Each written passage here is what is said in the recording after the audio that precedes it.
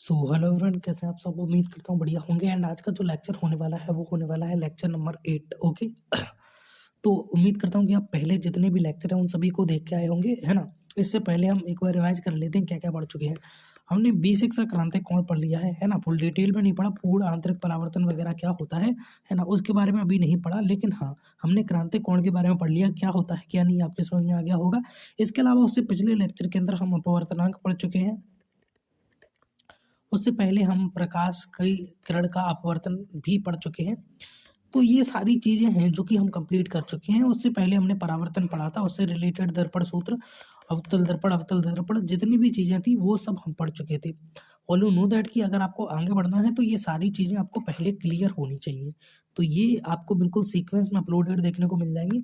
इसके लिए आपको कुछ नहीं करना, चैनल के ऊपर विजिट करना है, वहां पर आपको प्लेलिस्ट देखने को मिल जाएगी।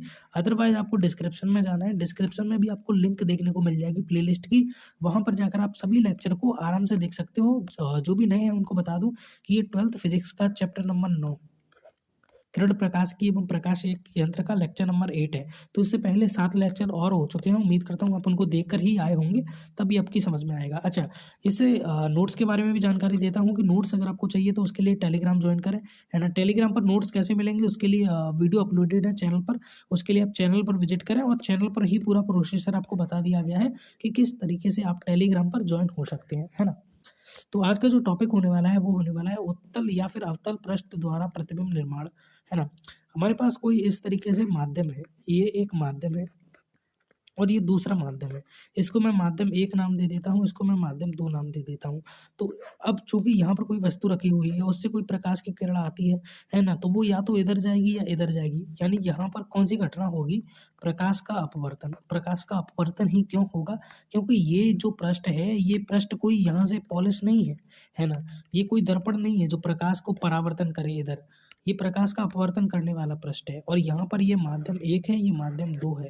तो अपवर्तन क्यों हो रहा है, क्योंकि माध्यम परिवर्तित हो रहा है। तो प्रकाश की किरण जब एक माध्यम से दूसरे माध्यम में परिवर्तित करती है, एक माध्यम से दूसरे माध्यम में जाती है, तो प्रकाश का अपवर्तन होता है, जैसे मैं आपको पहले पढ़ा चुका हूँ, है ना। यहाँ पर स्नेल का नियम है, उसको भी हम पहले पढ़ चुके हैं, है ना। इन सारी चीज़ों को हम पहले पढ़ चुके हैं। तो वही हम देखेंगे कि अगर कोई उत्तल पृष्ठ हो, वहां से प्रकाश का अपवर्तन हो, तो प्रतिबिंब का निर्माण किस तरीके से होगा। अवतल पृष्ठ हो तो प्रतिबिंब का निर्माण किस तरीके से होगा। और मेन चीज़ ये है कि वहां पर एक सूत्र और रिलेशन जनरेट होता है, वो सूत्र आपको आना चाहिए, वो इम्पोर्टेंट है ना। उसको डेरिवेटिव करना आपको आना चाहिए। तो सबसे पहले लेंगे हम एक उत्तल पृष्ठ द्वारा प्रकाश का अपवर्तन। ओके, देखिए ये हमारा विरल माध्यम है, माध्यम 1 में इसको कह देता हूँ। ये अपना सघन माध्यम है, इसको मैं माध्यम 2 कह देता हूँ, ठीक है। और ये अपना कौन सा है, उत्तल पृष्ठ। उत्तल पृष्ठ। तो उम्मीद करता हूँ यहाँ तक आपको सारी जानकारी होनी चाहिए। इसे मेन एक्सेस कहते हैं, मुख्य अक्ष, मेन एक्सेस यानी मुख्य अक्ष कहते हैं। इतनी जानकारी आपको बेसिक से सभी होगी। ये टी लिखा है, टी का अर्थ क्या है, यहाँ पर हमारी वस्तु रखी है, इसीलिए मैंने इसको टी से दर्शाया। टी में से तुम, यहाँ पर तुम खड़े हुए हो। ये इस दर्पण का वक्रता केंद्र है। क्या है, वक्रता केंद्र। सामान्य सी जानकारी आप सभी को होगी, आप जिस तरीके से पहले पढ़ चुके हैं उस हिसाब से मैं बोल रहा हूँ, ठीक है। अब हम क्या करने वाले हैं, हम यहाँ से एक प्रकाश की किरण को निकालने वाले हैं। ओके, ये जो टी है, यहाँ से एक प्रकाश की किरण कुछ इस तरीके से गई। ये एक प्रकाश की किरण कुछ इस तरीके से गई, कहाँ से, इस बिंदु टी से यहाँ पर। ओके, अब यहाँ पर प्रकाश की किरण गई, तो प्रकाश की किरण को जाना किस तरीके से चाहिए था, लॉजिकली इस तरीके से जाना चाहिए था। लेकिन यहाँ पर जो माध्यम है वो कैसा हो चुका है, परिवर्तित हो चुका है। तो माध्यम जब परिवर्तित होता है तो प्रकाश का अपवर्तन होता है। और प्रकाश के अपवर्तन का एक रूल है, एक रूल है। वो क्या है कि जब जो प्रकाश की किरण है वो सघन माध्यम से विरल माध्यम में जा रही है, तो अविलंब से दूर हट जाएगी। अविलंब से कैसी हट जाएगी, दूर हट जाएगी। और जब विरल से सघन में जा रही है तो अविलंब की ओर झुक जाती है, की ओर झुक जाती है, ठीक है। जब प्रकाश की किरण सघन माध्यम से, डेंस मीडियम से विरल माध्यम में जारी होती है तो अविलंब से दूर हो जाती है, और जब विरल से सघन में जारी होती है तो वो अविलंब की ओर झुक जाती है, ये होती है। जैसे मान लीजिए ये एक पृष्ठ है और यहाँ पर एक अविलंब बना हुआ है ना, और यहाँ से अपनी प्रकाश की किरण कुछ इस तरीके से आई। ये क्या है? अपनी प्रकाश की किरण है ना। तो इसको जाना कैसे चाहिए था? लॉजिकली इस तरीके से जाना चाहिए था, और इसके ऊपर जो अविलंब है वो ये है, ये अविलंब है अपना, है ना। ये वाला हिस्सा जो है अविलंब है ना। तो इसको लॉजिकली जाना चाहिए था ऐसे, लेकिन ये क्या होगा, यहाँ पर अपवर्तन होगा, है ना। अब मैं मान के चलता हूँ कि ये मीडियम सघन है और ये मीडियम विरल है, ठीक है। ये सघन माध्यम है, ये विरल है, तो प्रकाश की किरण किधर जा रही है? सघन से जा रही है विरल माध्यम के अंदर। और जब भी प्रकाश की किरण सघन माध्यम से विरल माध्यम में जाती है तो वो क्या होता है? अविलंब से दूर हट जाती है। तो ये सघन रहा, ये विरल रहा, तो सघन से विरल में जाएगी तो अविलंब से दूर हट जाएगी। अविलंब कौन सा है? ये, तो इससे क्या हो जाएगी? दूर हट जाएगी। नॉर्मली जाना उसको ऐसे चाहिए था, लेकिन ये थोड़ी सी दूर हट गई और ऐसे चली गई। किससे? ये अविलंब है उससे, है ना। नॉर्मली जाना ऐसे चाहिए था, लेकिन चली कैसे गई? ऐसे चली गई, है ना। अब मान के चलो ये सघन है और ये विरल है, इसका उल्टा हो जाए यहाँ पर, सॉरी, ये माध्यम जो है अब मैंने विरल कर दिया और ये माध्यम जो है मैंने सघन कर दिया, तो क्या होगा? तो प्रकाश की किरण को कायदे से जाना इस तरीके से चाहिए था, है ना। ऐसे आ रही है तो सीधी चली जाती है ऐसे, लेकिन माध्यम परिवर्तित हो गया तो प्रकाश का क्या होगा? अपवर्तन होगा, और अपवर्तन होगा तो ये विरल है, सघन है, तो विरल से सघन में जाती है तब, विरल से अगर सघन में जाती है तब अविलंब की ओर झुक जाती है ना। तो ये रहा अविलंब, है ना। जाना उसको ऐसे चाहिए था, लेकिन अब वो थोड़ा इस तरफ हो जाएगी, है ना, इससे थोड़ा इस तरफ हो जाएगी। किधर? ये अविलंब है तो ये अविलंब की ओर हो जाएगी। किधर हो जाएगी? अविलंब की ओर इस तरीके से झुक जाएगी। तो विरल माध्यम से सघन माध्यम में जाएगी तो इस तरीके से होता है। अगर सघन से विरल में जाएगी तो अविलंब से दूर, और विरल से सघन में जाएगी तो अविलंब की ओर झुक जाती है। ये कंडीशन यहाँ पर अप्लाई होती है। ओके, तो चूंकि यहाँ पर देखो ये माध्यम कौन सा है? अपना विरल माध्यम है, और ये माध्यम अपना सघन है। तो अब सघन से विरल माध्यम में जा रही है तो अविलंब से दूर हटेगी कि अविलंब की ओर झुकेगी? जाहिर सी बात है, विरल से अगर सघन में जा रही है तो वो अविलंब की ओर झुक जाती है। अब अविलंब कैसे बनाए? ये एक बड़ी दिक्कत है ना। तो देखो, हम सभी जानते हैं कि ये एक क्या है? गोलीय पृष्ठ है, और गोलीय पृष्ठ पर अगर हम लंब डालना चाहें तो उसके वक्रता केंद्र से हम दूरी को निकाल सकते हैं। तो ये रहा वक्रता केंद्र, वक्रता केंद्र से इस तरीके से मैंने एक लाइन डाली, तो वक्रता केंद्र से इस तरीके से अगर मैं कोई भी लाइन डालता हूँ जो वक्रता केंद्र से होकर जाती हो, यहाँ से होकर जाती हो, तो वो सदैव यहाँ पर अविलंब होती है। क्या होती है? अविलंब होती है। मैं पहले बड़ा बता चुका हूँ। तो ये प्रकाश की किरण आ रही है, आते समय इसने अविलंब के साथ कितना कोण बनाया? एंगल आई बनाया, है ना, एंगल आई बनाया। अब इसको जाना कैसे चाहिए था? ऐसे जाना चाहिए था, लेकिन ये ऐसे जाएगी नहीं। क्यों? क्योंकि माध्यम परिवर्तित हो गया तो क्या होगा? प्रकाश का अपवर्तन होगा, और ये जाना चाहिए था ऐसे, और चली जाएगी इस तरीके से, चली जाएगी इस तरीके से, है ना। जाना कैसे चाहिए था? उसको ऐसे जाना चाहिए था, और आ गई किस किस तरीके से? इस तरीके से। किधर हो गई? ये अपना अविलंब है, अविलंब है, तो ये अविलंब की ओर हो गई। देखो ये अविलंब है, जाना ऐसे चाहिए था तो ये इधर की ओर हो गई। किसकी ओर झुक गई? अविलंब की ओर झुक गई। और अविलंब के साथ अब यहाँ पर कितना कोण बना रही है? आर कोण बना रही है। आपको मैंने पहले ही भी बताया था कि जब प्रकाश की किरण आती है तो आते समय एंगल आई बनाती है अविलंब के साथ, और जाते समय आर बनाती है। ओके, अब यहाँ पर भी कुछ कोण बन रहे हैं। इस कोण को मान लीजिए मैं अल्फा बोल देता हूँ। यहाँ पर भी एक कोण बन रहा है, इसको मैं बीटा बोल देता हूँ। और यहाँ पर एक कोण बन रहा है, इस कोण को मैं गामा बोल देता हूँ, है ना, गामा। इसको मैं बाय से दर्शा रहा हूँ। एक्चुअली ये बाय नहीं है, ये गामा ही होता है। इसको थोड़ा सा ऐसे लिख देते हैं। देखो, मैं नॉर्मली गामा को ऐसे लिखता हूँ, आप सभी को पता होगा, लेकिन अगर मैंने इस तरीके से लिखा तो आप आर और गामा दोनों के अंदर कंफ्यूज हो जाओगे। इसीलिए मैंने थोड़ा सा बाय के फॉर्मेट में यहाँ पर गामा को लिखा हुआ है। तो ये अल्फा है, ये बीटा है, और ये गामा है। मैं नॉर्मली गामा को इसी तरीके से लिखता हूँ, आर बना के। ये मेरी आदत है, हैबिट है। तो ये अल्फा हो गया, ये बीटा हो गया, ये क्या हो गया? अपना गामा हो गया। अच्छा, मैं यहाँ पर क्या करता हूँ? एक और इस तरीके से लंब डाल देता हूँ, और इसको मैं एम बोल देता हूँ, और इसको मैं ओ बोल देता हूँ। एम ओ हो गया ये, ठीक है। यहाँ पर वस्तु का प्रतिबिंब बनेगा, चूंकि प्रकाश की किरणें यहाँ पर टकरा रही है तो यहाँ पर वस्तु का क्या बनेगी? इमेज बनेगी, प्रतिबिंब बनेगा, है ना। चूंकि ये पी और एम ये दोनों बहुत पास पास में है ना, तो पी और एम यहाँ पर अपने सिमिलर है। पी और एम यहाँ पर अपने सिमिलर हैं, यहाँ पर अपने पास कोई भी दिक्कत वाली बात है नहीं। अब मैं आपको पहले बहुत कुछ पढ़ा चुका हूँ, उसको थोड़ा सा रिवीजन कर लेते हैं ताकि आपकी खोपड़ी की जो कवर है वो ताज़ा हो जाएगी। मैंने आपको क्या बताया था, वस्तु नहीं, मैं मतलब यहाँ पर किस चीज़ का प्रतिबिंब बना रहे हैं, टी यानी तुम्हारा प्रतिबिंब बना रहे हैं, तो मैं यही मान के चल रहा हूँ तुम्हारा प्रतिबिंब बना रहे हैं, है ना। तो जो ध्रुव होता है पी, उससे तुम्हारी दूरी कितनी होगी, ध्रुव पी से तुम्हारी दूरी कितनी होगी। कलर चेंज करते हैं, चेंज नहीं हुआ, अब हो गया। तो ध्रुव पी से तुम्हारी दूरी कितनी होगी, सभी दूरियों को हम ध्रुव पी से ही लेते हैं, आप सभी को पता होगा। आपकी दूरी हो जाएगी यू, तुम्हारी दूरी को हम यू से दर्शाते हैं, है ना। यू मी से तुम, तो ये तुम हो और ये तुम्हारा प्रतिबिंब है यानी इमेज है जिसे आई से दर्शाया है। तो तुम्हारी दूरी को हम यू से दर्शाते हैं, चूंकि ये इधर है इस दिशा में, तो इस दिशा में हम जनरली नेगेटिव लेते हैं, है ना। ये कॉन्सेप्ट मैं आपको पहले पढ़ा चुका हूँ। चिन्ह परिपाटी माइनस किधर कब आता है, पॉजिटिव किधर आता है ना। तो पी से टी कितना है अपना, माइनस म्यू है, सॉरी म्यू नहीं, यू है माइनस के। ओके, अब यहाँ पर पी से लेकर सी तक की दूरी,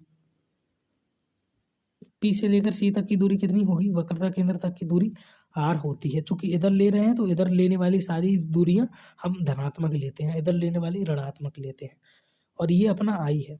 तो यहाँ से लेकर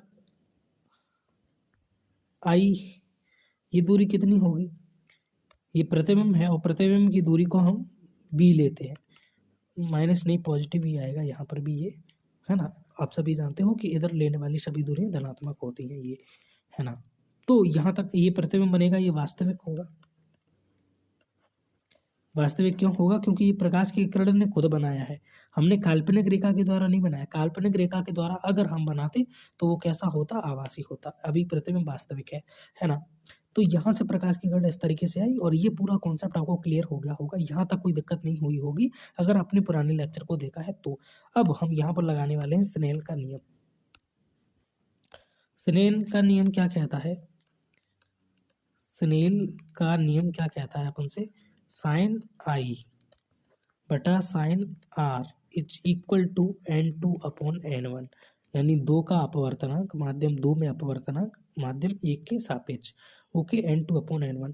अब इनका क्या करता हूँ मैं, पश्चांतर कर देता हूँ, यानी n1 का मल्टीप्लाई आई में साइन आई में कर दिया और n2 का मल्टीप्लाई साइन आर में कर दिया, है ना। ऐसा हो जाता है ना, सिंपल गणित तो आता होगा। तो n1 का साइन आई में मल्टीप्लाई हो गया बराबर n2 का साइन आर में मल्टीप्लाई हो गया।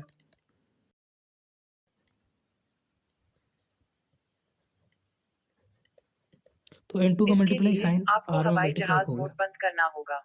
ओके ठीक है, तो n1 का मल्टीप्लाई साइन आई में हो गया और n2 का मल्टीप्लाई हो गया साइन आर के अंदर। ओके, अब यहाँ पर साइन आई और साइन आर, तो यहाँ पर देखो कोण आपको दिख रहे होंगे आई और आर।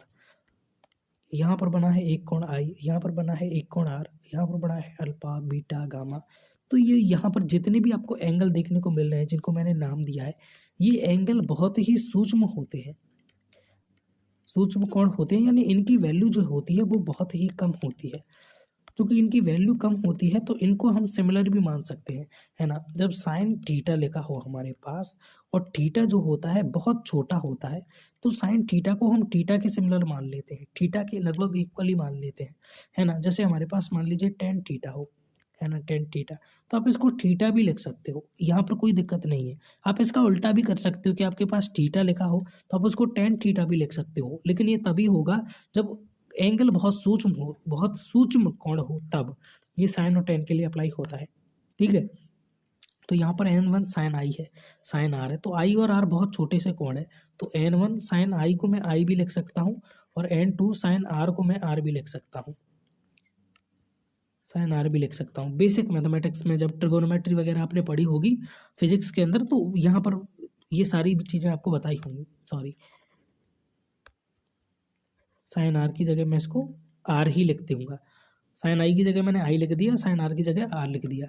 जो साइन आई था वो सिमिलर होगा आई के, और जो साइन आर होगा वो सिमिलर होगा आर के, क्योंकि ये जो कोण है सूक्ष्म कोण है ना, बहुत ही छोटे कोण है, न्यून कोण भी इनको आप बोल सकते हो, है ना। तो n1 sign I n2 are, okay, अब यहाँ पर कुछ त्रिभुज के रूल लगने वाले हैं, है ना, जो आपको उम्मीद करता हूँ पता होंगे, नहीं पता तो नॉर्मली देख लीजिए, बड़ा ही सिंपल सा रूल है। ये अपना एक ट्राइंगल है, इसको थोड़ा सा अच्छे तरीके से बनाने दो मेरे को।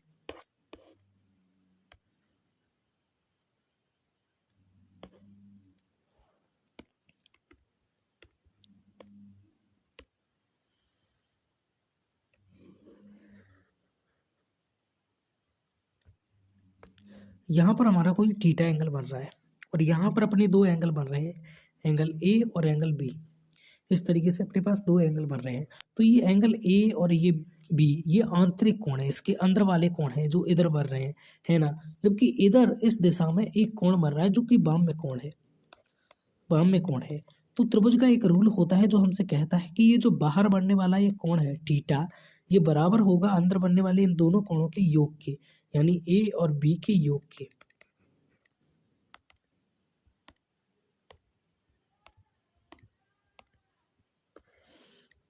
है ना, ये त्रिभुज के लिए अप्लाई होता है कि इस तरीके से हमारे पास कोई त्रिभुज है, यहाँ पर एंगल मान लीजिए ए बन रहा है और यहाँ पर बी और सी बन रहा है, तो बी और सी एंगल इन दोनों का योग बराबर होता है एंगल ए के, है ना। तो ये त्रिभुज का नियम होता है, आपको याद होगा उम्मीद करता हूँ। फिजिक्स के अंदर आप इन सभी चीज़ों को पढ़ते हो या मैथमेटिक्स के अंदर आपने इन सभी चीज़ों को पढ़ा होगा नॉर्मली, है ना, बेसिक ट्रिगोनोमेट्री वगैरह आपको जब पढ़ाई जाती है तब। तो देखो यहाँ पर अल्फा कोण बन रहा है, यहाँ पर अपने पास त्रिभुज है। देखो मैंने पहले ही बताया था, जो पी और एम है इनको आप सिमिलर ले सकते हो क्योंकि इनके बीच की जो दूरी है वो बहुत न्यूनतम है। तो यहाँ पर पी से टी की दूरी माइनस के यू है। आप ये भी कह सकते हो कि एम से लेकर टी तक की दूरी भी माइनस के यू है, इनके अंदर ज़्यादा फर्क है नहीं।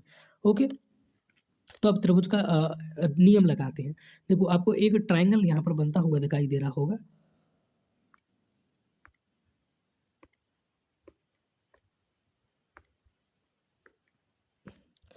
ये वाला, देखो जरा,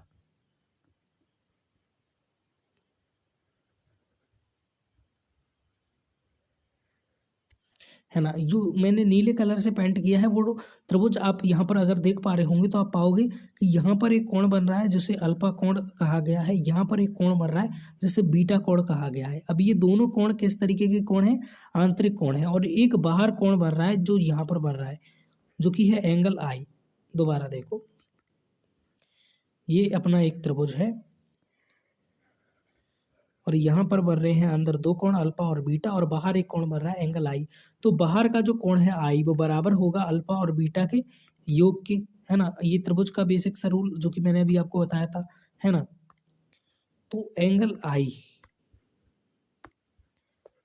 इज इक्वल टू क्या हो गया, अल्फा प्लस के बीटा।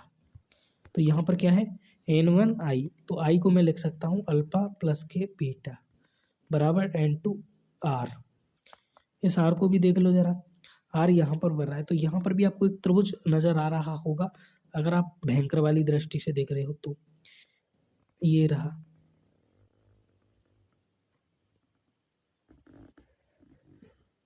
यहाँ पर अब धोखा मत खा जाना, एक कोण बन रहा है अंदर आर और एक कोण अंदर अंदर बन रहा है गामा, और बाहर का कोण कितना है, बीटा। गौर से देखो जरा, देखो देखो ध्यान से, ये ये ये त्रिभुज है, ये, तो इस त्रिभुज के अंदर दो कोण तो बन रहे हैं, एक तो ये है गामा वाला और एक ये है गामा वाला, सॉरी वो आर है और ये यहाँ पर अपना गामा है। दोबारा देखो, ये एक गामा कोण बन रहा है अपना, और ये अपना कौन सा कोण बन रहा है, आर कोण बन रहा है, ठीक है। और ये अपना एक त्रिभुज है, ये इस तरीके से। और ये जो बीटा कोण बन रहा है ये बाहर बन रहा है, तो बाहर वाला कोण बराबर होता है अंदर वाले कोणों के योग के। तो ये जो बीटा है ये बाहर वाला, ये बराबर होगा आर और गामा के योग के। तो बीटा बराबर होगा आर प्लस के गामा, ये गामा है, ठीक है। तो यहाँ से मैं लिख सकता हूँ r is equal to, gamma का पक्षांतर करूंगा तो नेगेटिव हो जाएगा, बीटा माइनस के इस तरीके से गामा। तो ये आर इज इक्वल टू निकल के आ गया बीटा माइनस के गामा। तो यहाँ पर N2 इंटू आर है, आर की जगह पर मैंने क्या लिख दिया, बीटा माइनस के गामा, है ना। नोट्स आपको मिल जाएंगे, तो ये तो मैं आपको समझाने की दृष्टि से लिख रहा हूँ, कोई सजा दजा कर नहीं लिख रहा हूँ कि ऐसे वैसे लिखूँ। तो N1 और आई की जगह पर आ गया alpha plus beta, N2 are की जगह पर आ गया बीटा माइनस के गामा। N1 का अल्फा में मल्टीप्लाई कीजिए N1 अल्फा, N1 का बीटा में मल्टीप्लाई कीजिए N1 बीटा, N2 का बीटा में मल्टीप्लाई कीजिए N2 बीटा, और N2 का गामा में मल्टीप्लाई कीजिए तो N2 गामा। इसके लिए आपको हवाई जहाज मोड बंद करना होगा। ये मैडम जी बार बार चालू क्यों हो जाती है यार। देखो थीटा है उसको आप टेन थीटा भी लिख सकते हो, है ना। तो यहाँ पर अल्फा कोण है, इसको आप टेन अल्फा भी लिख सकते हो। कब? जब ये नील कोण हो।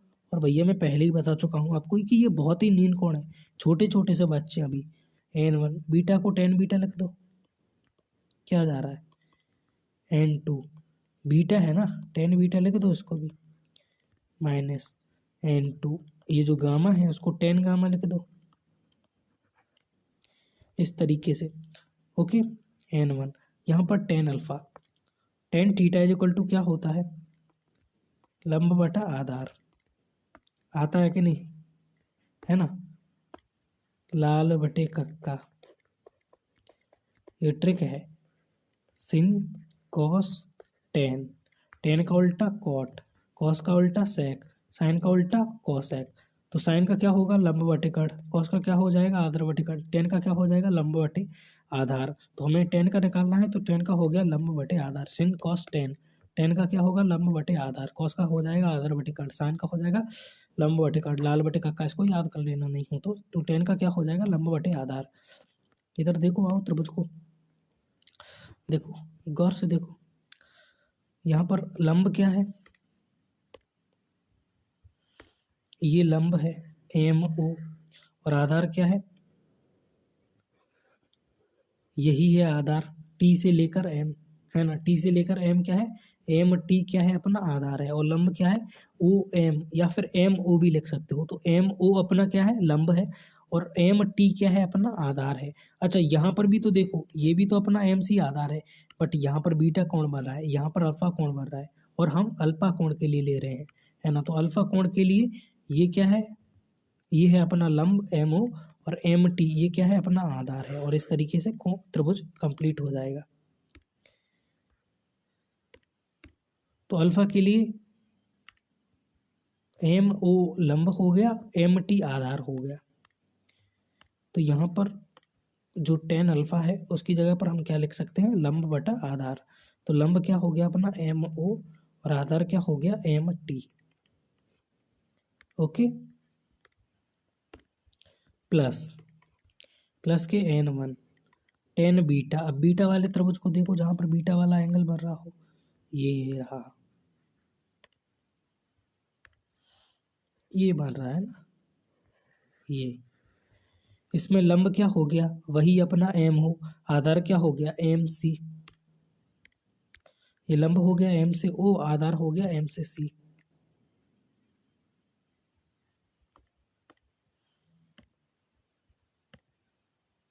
लंब क्या हो गया अपना MO, आधार क्या हो गया अपना M से C,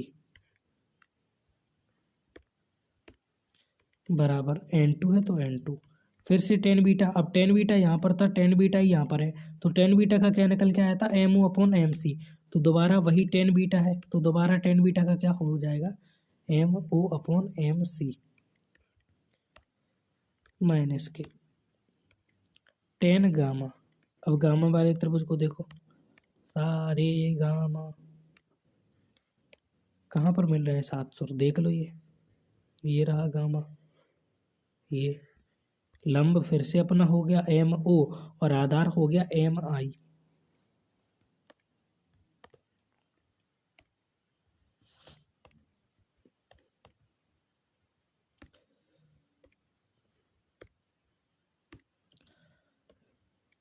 MO आधार हो गया MI, ठीक है। सभी में देखो MO है, MO MO MO MO, तो MO से MO काट दिया, क्योंकि बराबर के इस साइड भी दोनों में MO है, बराबर के उस साइड भी दोनों में MO है, तो MO से MO का काम खत्म। इधर क्या बचा N1, बटे में क्या बचा MT, इधर क्या बचा N1, बटे में क्या बचा MC, यहाँ पर क्या बचा N2, बटे में क्या बचा MC, माइनस यहाँ पर क्या बचा M1, सॉरी ये 10 कहाँ से आ गया, 10 की तो वैल्यू पुट कर दी ना, n2 आएगा, बटे में क्या बचा n2, बटे में क्या बचा mi। चलिए इनकी वैल्यू भी पुट करते हैं अपन, n1 बटा m क्या है, m तो ये है अपना लंब जो अपन ने डाला था, m को मैं p भी लिख सकता हूँ, है ना, तो m को मैं यहाँ पर p भी लिख सकता हूँ, p भी लिख सकता हूँ, है ना, तो m t यानी p t, t क्या है, t यानी तुम, है ना, t यानी तुम, तुम्हारा प्रतिबिंब बनाया था, है ना, तो तुम वो वस्तु हो जिसका प्रतिबिंब बना है। तो m से लेकर t तक की दूरी वस्तु तक की दूरी क्या कहलाती है, u कहलाती है, u यानी तुम, u यानी तुम, t यानी तुम। तो मैंने t इसीलिए लिया था ताकि आप अच्छे तरीके से रिलेट कर सको, बाकी जो मर्जी आप ले सकते हो, है ना। तो एम टी क्या हो गया, u माइनस क्या आएगा देख लो, m से लेकर t क्या है माइनस के u, हाँ p से लेकर t है तो m और p तो लगभग सिमिलर है, तो p से लेकर t, m से लेकर t, बात बराबर है, माइनस के u, माइनस के u plus n1 upon m से लेकर c, c क्या है वक्रता केंद्र, है ना, m क्या है, m ध्रुव को मान सकते हो, तो ध्रुव से लेकर वक्रता केंद्र तक की दूरी प्लस के r ही होगी, तो प्लस लिखना जरूरी नहीं है, खाली r लिख देते हैं। n2 है इधर, बटे में mc कितना है r है, देख लो भैया हम पे यकीन ना हो तो, m से लेकर c तक की दूरी r, p से, अरे p और m तो सिमिलर है ना, और देखो p से लेकर i यानी वस्तु तक की दूरी क्या है प्लस v, यहाँ से लेकर यहाँ तक की दूरी क्या है प्लस v, m से लेकर i या p से लेकर i बात बराबर है माइनस n2, तो m से लेकर i तक की दूरी क्या है v है, ओके। तो n1 बटा u, n1 बटा r, n2 बटा r, n2 बटा u। अब देखो n2 बटा v है, इसका पश्चांतर कर दो तो ये हो जाएगा n2 बटा v इधर आके, लेकिन ये नेगेटिव था, इधर आया तो पॉजिटिव हो गया, यहाँ पर क्या है n1 बटा u, बीच में नेगेटिव लगा है तो नेगेटिव लगा दिया, बराबर क्या है n2 बटा r, ये n1 बटा r का पश्चांतर कर दो तो n1 बटा r इधर आ गया, पहले पॉजिटिव था, पश्चांतर करने पर नेगेटिव हो जाती है संख्या, है ना। तो n2 माइनस n2 बटा r माइनस n1 बटा r, दोनों में ही r कॉमन है तो दोनों का एलसीएम ले लो, तो ये हो जाएगा n2 माइनस के n1, और एलसीएम लेने पर नीचे आ जाएगा r, है ना। ये बेसिक सी कैलकुलेशन यहाँ पर वही है, उम्मीद करता हूँ इतनी तो आप कर लोगे, बिल्कुल गधे तो होगे नहीं, है ना। तो ये इंपॉर्टेंट है, इसको याद कर लेना, और डेरिवेट करना भी आपको आना चाहिए, दोनों चीज़ें आपको आनी चाहिए। तो n2 बटा वी माइनस n1 बटा यू, n2 माइनस n1 बटा आर, ये सूत्र अपना किसके लिए निकल के आया है, ये निकल के आया है उत्तल पृष्ठ के लिए, उत्तल पृष्ठ के लिए, है ना, जब प्रकाश की किरण परावर्तित होती है तो। ओके, अब ये हो गया, अब आगे बढ़ते हैं। अब ये अवतल, है ना, पृष्ठ को तो पहचानते होंगे, अवतल, है ना। अब वस्तु से दोबारा प्रकाश की किरण को गुजारो,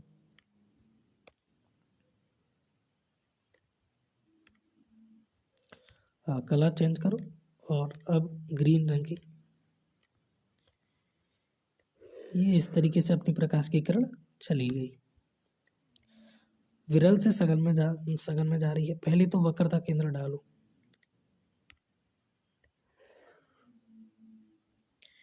ऐसे प्रकाश की किरण को जाना कैसे चाहिए था, कायदे से ऐसे जाना चाहिए था, लेकिन विरल से सघन में जा रही है तो अपवर्तन होगा, और अपवर्तन जब विरल से सघन में जाती है तो क्या होता है, अभिलंब की ओर झुकती है या अभिलंब से दूर हटती है, अभिलंब की ओर झुकती है, तो ये अभिलंब की ओर झुक जाएगी कुछ इस तरीके से, है ना, इस तरीके से क्या हो जाएगा, अभिलंब की ओर झुक जाएगी।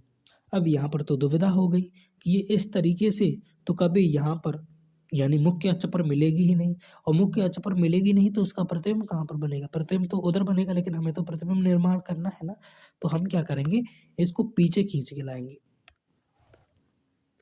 इसको पूंछ पकड़ के लाएंगे इसके पीछे, ये इस तरीके से चलेगी, इसको हम दोबारा लौटा लाते हैं ऐसे, तो ये यहाँ पर आई है, और इस बिंदु पर इसकी इमेज बन रही है, इस बिंदु पर क्या बन रही है, इसकी इमेज बन रही है, यानी आई बन रही है, ये अपने पोल है पी, है ना। ओके, यहाँ से मैं एक इस तरीके से लंब डाल देता हूँ जैसे पहले डाला था, इसको मैं पहले की तरह एम बोल देता हूँ, इसको ओ बोल देता हूँ, है ना। तो ये टी यानी तुम हो, है ना। और पहले की तरह इस पी या फिर एम से कहूं, तुम्हारी दूरी हो जाएगी यू, वो भी नेगेटिव, है ना। सी की दूरी ये आर होती है, तो ये भी आर होगी, लेकिन ये भी नेगेटिव क्योंकि ये भी इसी दिशा में है ना। आई की दूरी, चलो इसको भी लिख देते हैं। आई की दूरी ये कितनी होती है, प्रतिबिंब की दूरी वी होती है, लेकिन इस बार तो ये भी नेगेटिव होगी, लगभग सभी चीज़ें नेगेटिव है ना। तो जाते समय ये कितना कोण बनाती है भैया अभिलंब के साथ, आई कोण, एंगल आई। और इधर कितना कोण बनाएगी भैया ये अभिलंब के साथ, आर कोण। ठीक है, यहाँ पर मान लो अल्फा, यहाँ पर मान लो बीटा, और यहाँ पर मान लो गामा।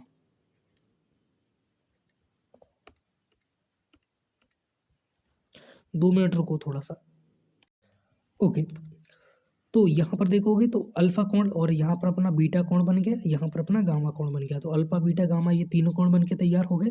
आर कोण यहाँ पर बन गया, और जाते समय ओ सॉरी, ये थोड़ा सा दिक्कत हो गई।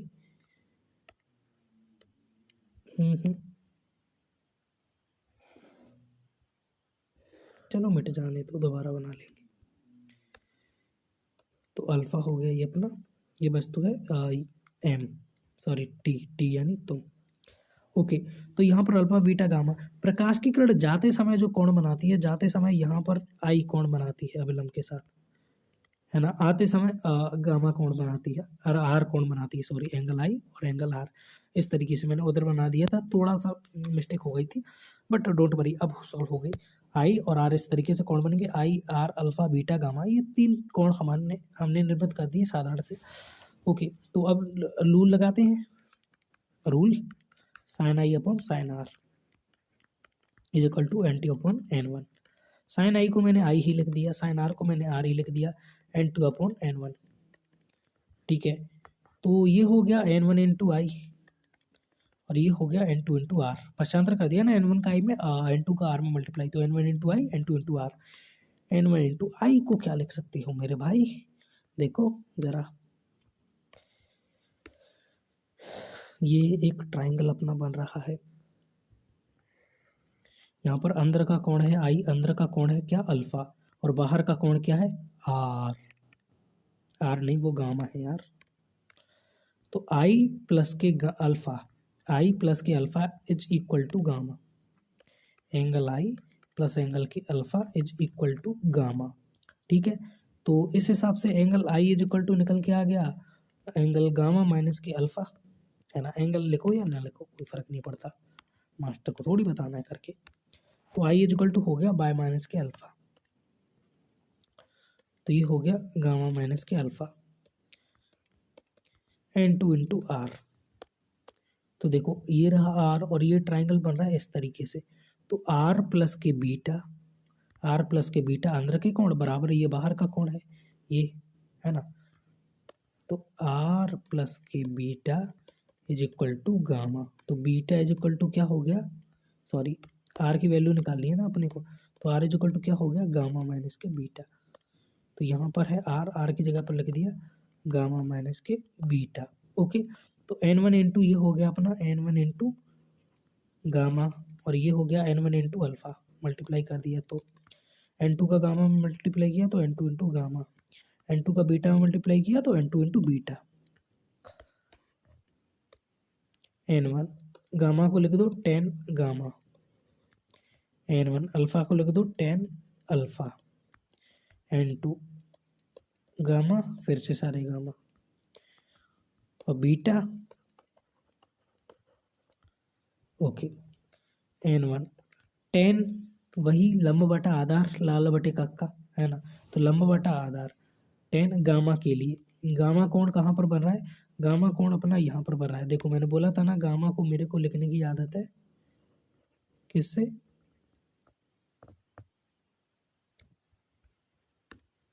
आर से, जबकि इसे बाय से दर्शाना चाहिए। तो ये गामा, तो गामा कोण यहाँ पर बन रहा है, इसका लंब वही हो गया एम ओ, है ना, ये एम ओ है ना, और इसका आधार क्या हो गया एम से लेकर सी, गामा सी बिंदु पर ही है ना, तो एम से लेकर सी, तो लंब हो गया क्या अपना वही एम ओ और आधार हो गया एम सी। कलर चेंज करो थोड़ा सा, माइनस के में क्या है N2, सॉरी दोबारा कलर चेंज करो, माइनस में क्या है यहाँ पर N1 दोबारा, टेन अल्फा है तो इसकी जगह पर कुछ आएगा, जो आएगा उसको यहाँ पर लिख देंगे N2 फिर टेन गामा फिर N2। ठीक है, अभी देखते जाओ आगे आगे होता है क्या। तो इसको एमओ बटा एम सी, इसको दोबारा लिख देता हूँ मैं, एम ओ बटा एम सी। अब आपको अच्छे तरीके से दिख भी रहा होगा। माइनस हो गया N1, सॉरी ये N2 लिख दिया मैंने, ये हो गया N1। फिर टेन अल्फा, टेन अल्फा की जगह फिर से लंब बटा आधार। अल्फा कोण यहाँ पर बन रहा है तो लंब क्या हो गया, देखो ये त्रिभुज रहा अपना पूरा, देख लो जरा, है ना, ये वाला ये वाला ये वाला ये वाला, चलो देखाओ थोड़ा सा। तो इस त्रिभुज में ये लंब हो गया अपना एम ओ और आधार हो गया एम से लेकर टी, टी पर ये ना ये गामा अल्फा, तो एम टी ये क्या हो गया अपना आधार हो गया और लंब हो गया एम ओ, तो लंब बटा आधार यानी एम ओ बटा एम टी। N2 यहाँ पर क्या है टेन गामा, तो टेन गामा का तो वही m o upon M c है ना, टेन बीटा लंब हम सभी जानते हैं वही होगा एम ओ बटे आधार। बीटा क्या है, बीटा कोण कहाँ पर बना है वस्तु पर, तो वस्तु की दूरी कितनी है यहाँ से, वस्तु की दूरी v, राइट सॉरी एम आई, एम से लेकर आई, और लंब तो ये एम ओ, तो एम ओ बटा एम आई।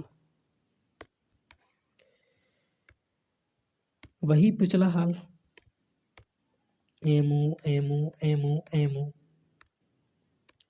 निकल लिए, बचा क्या N1 upon M C minus N1 upon M T बराबर M2 upon M C minus N2 upon M I. अब चाहो तो चित्र में देखकर बता दूंगा अभी आपको, वरना आप डायरेक्ट भी लिख सकते हो दूरियां। N1 C क्या है वक्रता केंद्र, वक्रता केंद्र तक की दूरी R होगी बट नेगेटिव इस बार, minus N1 upon T, T क्या है अपने तुम, टी फोर तुम, टी यू एम यानी तुम, तो तुम्हारी दूरी u वो भी नेगेटिव होगी इस बार, बराबर N2। C वक्रता केंद्र माइनस के R माइनस N2 बटा एम आई, आई यानी इमेज की दूरी माइनस के V, है ना। आप देख सकते हो M C M T M I की दूरी, ये एम सी की दूरी माइनस के R, एम टी की दूरी माइनस के U, एम आई की दूरी माइनस के V। सेम चीज़ यहाँ पर लिखी है, एम सी की दूरी माइनस के R, एम आई की दूरी माइनस के V और एम टी की दूरी माइनस के U। कोई भी परिवर्तन नहीं है, बार बार आप मिलाप कर सकते हो। ये हो गया N1 अपॉन R, वो भी नेगेटिव, यहाँ पर माइनस और माइनस प्लस हो गए, ये हो गया N1 बटा U। ठीक है, बराबर यहाँ पर N2 बटा माइनस के R हो गया, माइनस और माइनस प्लस हो गए, N2 बटा V हो गया, पश्चांतर पहले की तरह होगा, है ना। देखो यहाँ पर क्या है N2 बटा R है, इसका पश्चांतर कर दो इधर, तो ये हो गया N1 बटा सॉरी ये N1 बटा R बराबर के इस साइड आया तो पहले नेगेटिव था, इधर आया तो पॉजिटिव हो गया, और यहाँ पर क्या है माइनस के N2 बटा R पहले से ही। यहाँ पर है N1 बटा U, N2 बटा V का पश्चांतर कर दो तो N1 बटा U तो पहले से ही है, इसका पश्चांतर किया तो माइनस के N2 बटा V हो गया, राइट। तो ये हो गया N1 बटा U माइनस N2 बटा V, और यहाँ पर एलसीएम ले लो दोनों में तो R और N1 माइनस के N2, तो यहाँ पर ये अपना फॉर्मूला निकल के आ गया। और पिछली बार क्या निकल के आया N2 माइनस के N1, और इस बार क्या निकल के आया है N1 माइनस के N2। ओके, तो बट यहाँ पर एक कंडीशन और है ना, देखो ये दोनों है, ये निकल के आया है n2 माइनस के n1 और ये निकल के आया है अपना n1 माइनस के n2। अब इन दोनों के बीच में डिफरेंस क्या है उसको समझने की कोशिश करो। देखो यहाँ पर हम निकाल रहे हैं माध्यम 2 का अपवर्तनांक 1 के सापेक्ष, यानी जब प्रकाश की किरण गति कर रही है तो वो विरल से सघन में नहीं जा रही, सॉरी सघन से विरल में नहीं जा रही बल्कि विरल से सघन में जा रही है ना। तो यहाँ पर n1 माइनस n2 नहीं होगा, n2 माइनस के n1 होगा, जैसा कि यहाँ पर मैंने किया था n2 माइनस के n1 होगा। क्यों? क्योंकि n2 सघन माध्यम है, सघन माध्यम, और n1 विरल माध्यम का अपवर्तनांक है निर्वात में। n2 किसका अपवर्तनांक है? सघन का, और n1 किसका है? विरल माध्यम का। तो यहाँ पर हम लेंगे ये सघन है n2 और ये विरल है, तो 2 माइनस 1 होता है, ना कि 1 माइनस के 2। तो यहाँ पर हम क्या करेंगे, ये जो संख्या निकल के आई है इसमें माइनस का मल्टीप्लाई कर देंगे, है ना। तो ये माइनस के n2 बटा वी है, इसमें माइनस का मल्टीप्लाई किया तो ये प्लस के n2 बटा वी हो गई।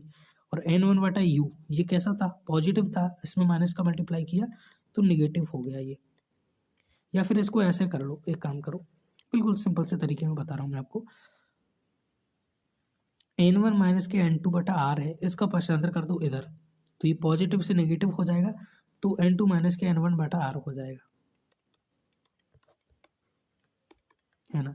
और n1 बटा म्यू का इधर पक्षांतर कर दो, तो ये प्लस के n1 बटा म्यू है, ये माइनस के n1 बटा म्यू नहीं, सॉरी यू है ये, है ना। माइनस के n2 बटा वी का इधर पक्षांतर करोगे तो प्लस के n2 बटा वी हो जाएगा।